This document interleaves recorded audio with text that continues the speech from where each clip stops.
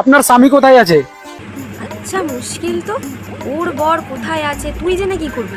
লোকের বর কোথায় আছে কি করছে এইসব জেনে তোর কাজ কি? স্বামীর কথা বলছো কেন, বয়ফ্রেন্ডের কথা বলো।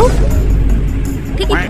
ওকে ওর বয়ফ্রেন্ডের কথা জিজ্ঞাসা করো, ওকে ওর বরের কথা কেন জিজ্ঞাসা করছো? তুমি দেখতে পাচ্ছ না যে ওর মাথায় সিঁদুর, হাতে শাখা পলা আছে? তার মানে তো স্বাভাবিক ওর স্বামী আছে।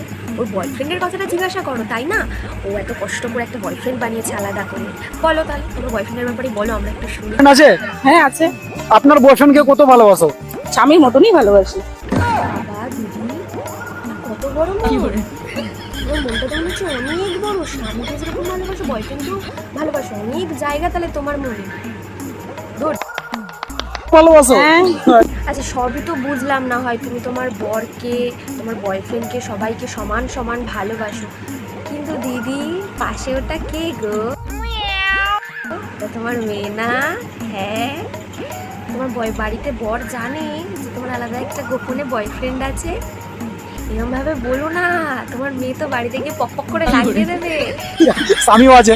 হ্যাঁ আছে। তো আপনাকে ডিয়ার দিচ্ছি, আপনার বয়ফ্রেন্ডকে কতটা ভালোবাসো আর আপনার বয়ফ্রেন্ড আপনাকে কতটা ভালোবাসে আমি চেক করবো। এখন ওকে ফোন করেন, ওকে বলেন আপনাকে আমি মিস করি, আই লাভ ইউ। হ্যাঁ ঠিক আছে, আই লাভ ইউ টু বলবে? দেখি চেক করি, আমার তো জানার বিষয় আছে না যে ও আমাকে কতটা ভালোবাসে। ও আচ্ছা আচ্ছা, ঠিক আছে, ফোন করেন। এইসব কথা শুনে দেখো বাচ্চাটা তোমাদের সামনে থেকে সরে গেল, কিন্তু তবুও তোমাদের লজ্জা হচ্ছে না যে না বাচ্চাগুলোর সামনে এই টাইপের কথাগুলো আমরা বলবো না?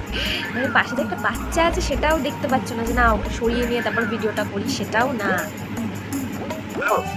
কোথায় আছো? বলো, বাইরে আছি, বলো। ও, তোমাকে একটা কথা বলতে চাই। কি? I love you. হ্যাঁ? I love you.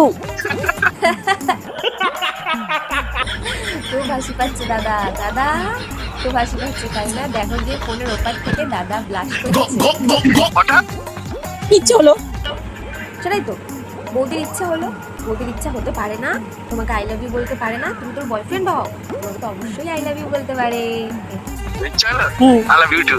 তুমি আমাকে কতটা ভালোবাসো? অনেক অনেক, আমার জীবনের থেকেও বেশি ভালোবাসি তোমাকে। তুমি কি বলে ফেললে? জীবনের থেকেও তুমি বৌদিকে ভালোবাসো? দাদা তাহলে ঠিকই আছে, বৌদি বলেছে, কোনো অসুবিধা হবে না। বৌদির বর যদি ছেড়ে দেয় তাহলে তো দাদা আছে, তাদের সাথে থাকবে আবার কি। I love you. Thank you. আপনার বয়ফ্রেন্ড তো আপনাকে অনেক ভালোবাসে। হ্যাঁ ভীষণ ভালোবাসে। ভাই এবার ঠিক আছে তো?